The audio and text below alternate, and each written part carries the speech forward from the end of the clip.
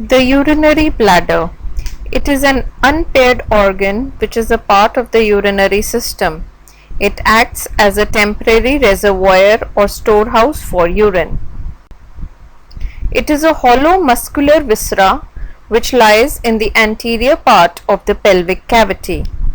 The size, shape and position of the bladder varies according to the amount of urine it contains. It is tetrahedral in shape when empty, however ovoid in shape when distended. The capacity or size of the bladder can be classified as anatomical capacity and physiological capacity. The anatomical capacity of the bladder is 1 liter, that is, the volume of urine which is present in the bladder just before it ruptures. The physiological capacity is 120 to 320 milliliters, that is the volume of urine which can be present in the bladder without causing undue discomfort. Usually the bladder is emptied when it contains 250 to 300 ml of urine. If the urine is more than 450 ml, it leads to a painful sensation, and more than 800 ml becomes beyond the voluntary control. The position of the urinary bladder: in case of children, it is abdominopelvic because the pelvic cavity is very small. It begins to enter the pelvic cavity at around 6 years and becomes entirely pelvic at puberty. In adults, however, when empty, it is pelvic in position. However, when distended, it enters the abdominal cavity and is abdominopelvic. It ascends upwards and forwards, thereby displacing the peritoneum from the posterior surface of the anterior abdominal wall. The urinary bladder, when empty, is tetrahedral or pyramidal in shape. It consists of an apex which is directed forwards and upwards towards the umbilicus. Opposite to it lies the base which is directed backwards and downwards and is also called the posterior surface or the fundus. The neck is the lowest and most fixed part of the urinary bladder, which is pierced by the urethra. It consists of 3 surfaces and 4 borders. The surfaces are the superior surface, which is triangular in shape and directed upwards or superiorly, the 2 inferolateral surfaces, the right and left, which slope downwards, forwards and medially. The 4 borders are the anterior border, which separates the right and left inferolateral surfaces, the posterior border, which separates the superior surface from the posterior surface or the base, and the 2 lateral borders, right and left, which separate the respective inferolateral surfaces from the superior surface. The relations of the urinary bladder differ in case of males and females. Hence, a sagittal section through the male and female pelvis would help us better understand these relations. The apex of the urinary bladder, it is related or lies just posterior to the upper margin of the pubic symphysis. It provides attachment to the median umbilical ligament, which is attached to the umbilicus, and it is a remnant of the allantoic diverticulum or the urachus. The superior surface is triangular in shape, bounded by the lateral borders and the posterior border. In case of males, it is completely covered with peritoneum, which separates it from the coils of ileum and sigmoid colon. Whereas in case of females, the greater part is covered by the peritoneum, forming the vesico-uterine pouch, which separates it from coils of ileum. However, a small area near the posterior border is related to the supravaginal part of the uterine cervix.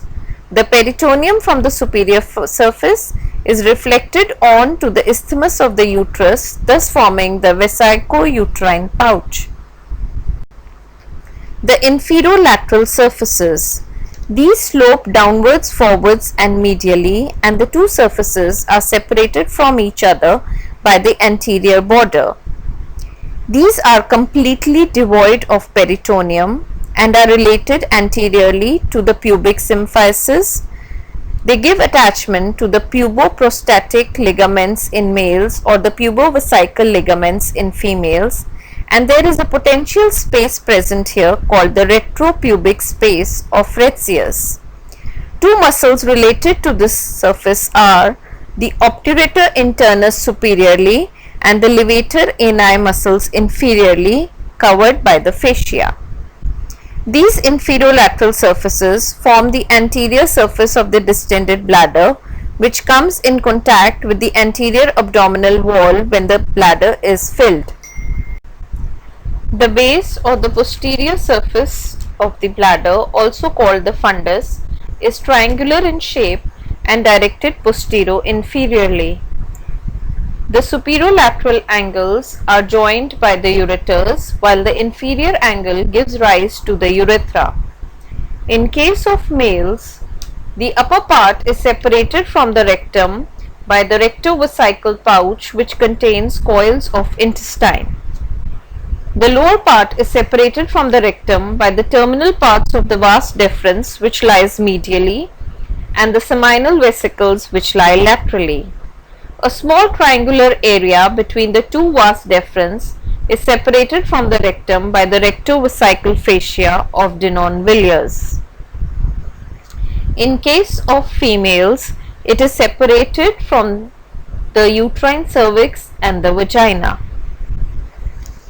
The neck, which is the lowest and most fixed part of the urinary bladder, lies 3 to 4 centimeters behind the lower margin of the pubic symphysis.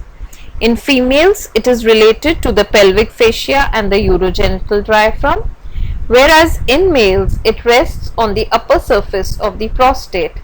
Here, the smooth muscle in the wall of the bladder becomes continuous with those of the prostate. The retropubic space, also called the cave of Retzius. It is a horseshoe-shaped perivesical potential space which is bounded anteriorly by the pubic symphysis and body of pubis, laterally by the fascia covering the obturator internus and levator ani muscles, posteromedially by the inferolateral surface of the urinary bladder. The superior boundary is formed by the reflection of peritoneum from the apex of the bladder to the anterior abdominal wall, and inferior to it lie the puboprostatic ligaments in males or the pubovesical ligaments in females. The main contents of the space are retropubic fat and the vesical plexus of veins. The clinical importance lies in the fact that it acts as a bursa which allows the distension of the urinary bladder.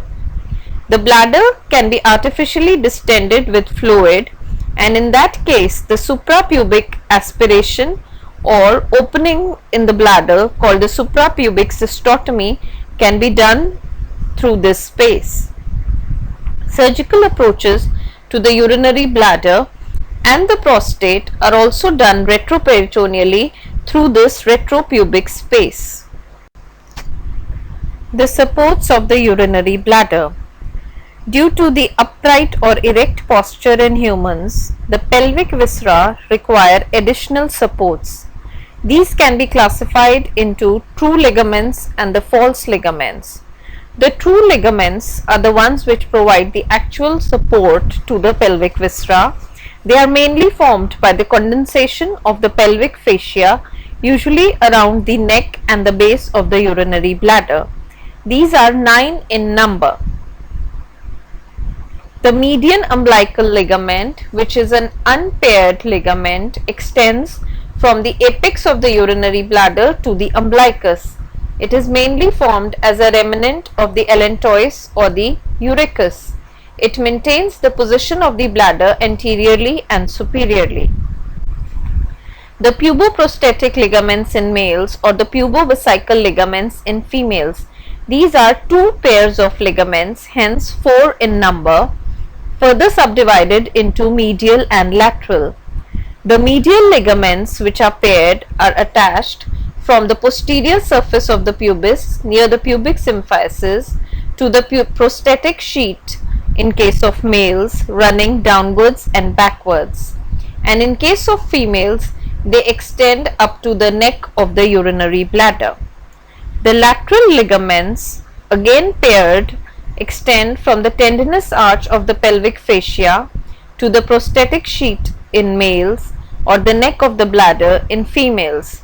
They are directed downwards and medially. The lateral true ligaments are paired ligaments which extend from the tendinous arch of the pelvic fascia to the inferolateral surface of the urinary bladder.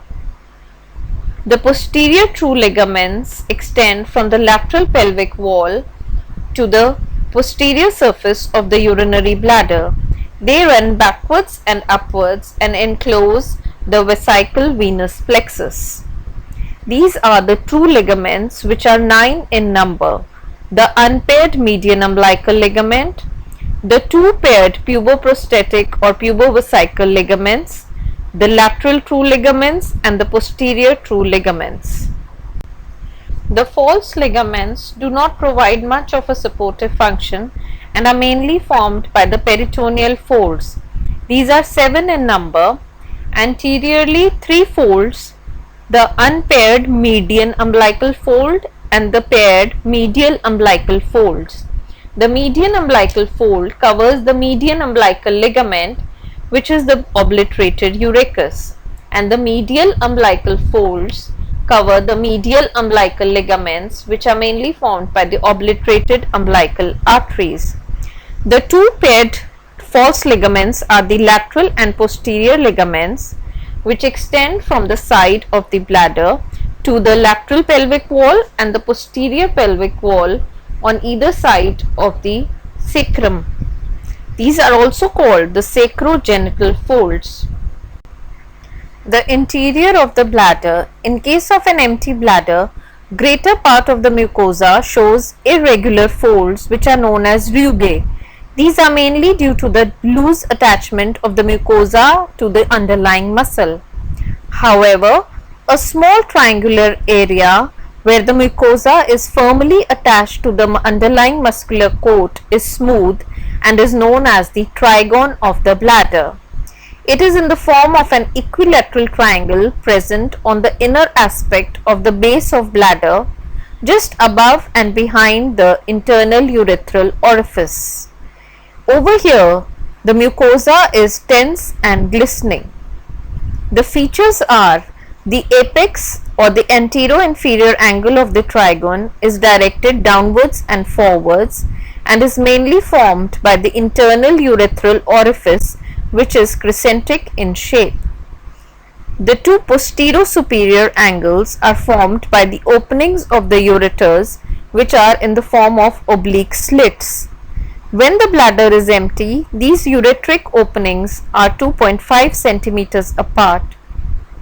However, in a distended bladder, the distance may increase up to 5 centimeters. The base is in the form of a transverse curved ridge which connects the two ureteric orifices, hence called the interureteric ridge or the bar of Mercier. It is mainly produced by the prolongation of the inner longitudinal muscle coat of the ureters extending into the wall of the urinary bladder. The ureteric folds. These are laterally and upward extensions from the ureteric orifices, which are mainly due to the intravesical course of the ureters. The ureterourethral ridges. These form the sides of the trigone and are elevations extending from the ureteric orifice to the urethral orifice, also known as Bell's bars. These are produced by the longitudinal muscle of the ureter extending to the middle lobe of the prostate. The uvula vesicae. It is a very important rounded mucosal elevation which is present immediately above and behind the internal urethral orifice. This is produced by the median lobe of the prostate. The interior of the urinary bladder. It can be visualized or examined with the help of a scope, and the procedure is known as cystoscopy. It can also be used to remove stones or tumors present in the bladder. The interureteric ridge acts as a guide to locate the ureteric orifices during cystoscopy or pylography. A golf hole ureter. Normally the ureteric orifices are oblique slits. However, in case of tuberculosis of the kidney, there is shortening of the ureter leading to a circular ureteric orifice which is called a golf hole ureter. In case of benign hypertrophy of the prostate, also called BPH, very common in case of males, the enlargement of the median lobe of the prostate leads to enlargement of the uvula vesicae. This acts as a ball valve and obstructs the outflow of urine. Hence, typically, the more the patient strains to void the urine, the more decreased will be the outflow of urine. The developmental importance of the bladder lies in the fact that the mucosa of the urinary bladder is endodermal in origin, developing from the cloaca, except for the trigone of the bladder, which is mesodermal in origin. The blood supply of the urinary bladder. The arterial supply to the bladder is mainly from the superior and inferior vesical arteries, both of which are branches from the anterior division of the internal iliac artery. In case of females, the inferior vesical artery may be replaced by the vaginal artery. Small contributions to the lower part of the bladder are also received from the obturator artery, the inferior gluteal arteries, and in case of females, the uterine arteries. The venous drainage of the bladder. In case of the bladder, veins do not follow the arteries. Instead, they form a vesical plexus of veins in the retropubic space of Retzius. This then runs along the inferolateral surface of the bladder, backwards in the posterior true ligaments, and finally drains into the internal iliac veins. Important communications of the vesical venous plexus in males with the prostatic venous plexus and in females with the veins present at the base of the broad ligament. These venous communications are important during the spread of carcinoma.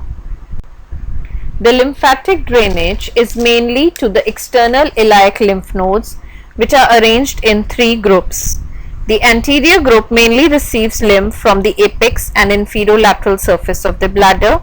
The middle group or the intermediate group receives lymph from the upper surface or the superior surface, and the posterior group receives from the posterior surface or the base of the bladder.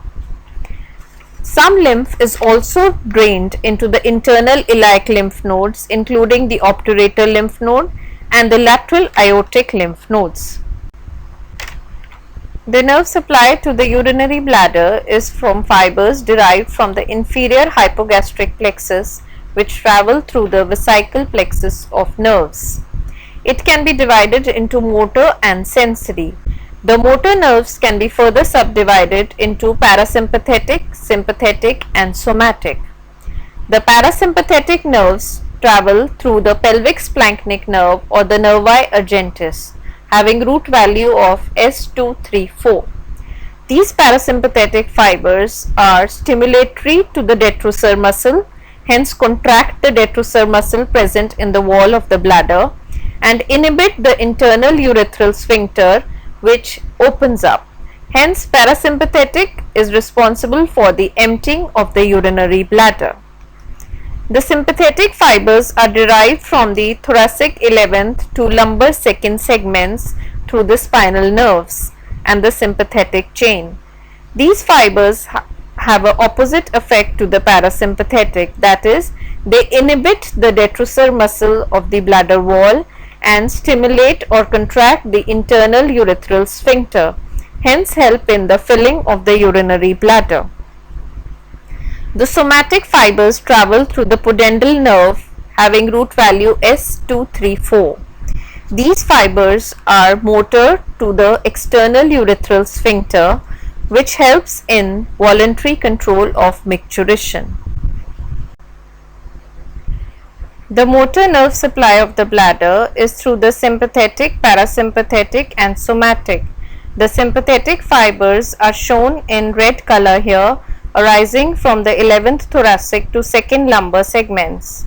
The parasympathetic fibers are shown in yellow color, arising from S2-3-4 segments and traveling through the pelvic splanchnic nerve. The somatic fibers are shown in blue color, arising from S2-3-4 segments and traveling through the pudendal nerve to supply the external sphincter responsible for the voluntary control of micturition. Now coming to the sensory innervation, most of the sensory fibers travel along the parasympathetic fibers. However, few may also travel along the sympathetic fibers. The sensory fibers are of two types. The ones responsible for pain and the second ones responsible for the awareness of filling of the bladder. The pain fibers ascend in the anterolateral white columns of the spinal cord, whereas the sensory fibers responsible for the awareness of filling of the bladder ascend in the posterior column tracts. Hence, in case of intractable pain present in carcinoma of the urinary bladder, an anterolateral cordotomy is done bilaterally to relieve the pain. However, the awareness of filling and micturition remains normal. Applied anatomy of the bladder.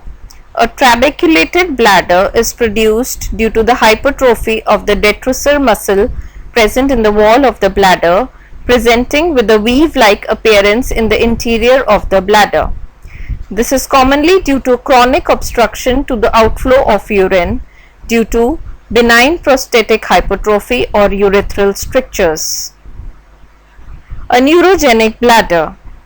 Micturition is a reflex action mediated by the sacral micturition center present at S2-3-4 segments. However, the voluntary control over this micturition reflex is also through higher centers present in the cerebral cortex. Any defect in the neural mechanism of micturition leads to a neurogenic bladder. It can be of three types: automatic or reflex bladder, atonic bladder, and an autonomous bladder. The automatic or the reflex bladder. This is due to loss of the control from the higher centers, that is the cerebral cortex, seen in case of transection of the spinal cord, or also in case of infants where the communication or control from the higher centers is not well developed. In this case, when the filling of the urinary bladder reaches a certain level, the detrusor muscle will contract on its own and empty the bladder reflexly, usually every 1 to 4 hours. The atonic bladder. This is seen in cases where the afferent limb or the sensory limb of the sacral reflex is lost. This is also seen in case of spinal shock, that is immediately after the spinal cord transection. In this case, the urinary bladder is distended, hypotonic and thin-walled. That is, it fills up with urine, and once it is overflown with urine, it will empty on its own. There will be continuous dribbling from the overflowing bladder, also called overflow incontinence. The autonomous bladder. This is due to destruction of both the afferent and efferent limbs of the sacral micturition center. Hence, the reflex control of micturition is lost. The bladder in this case is small and the wall is hypertrophied. There is continuous dribbling of the urine or stress incontinence, that is, the bladder can be emptied by manual compression of the anterior abdominal wall. Thank you for a patient hearing.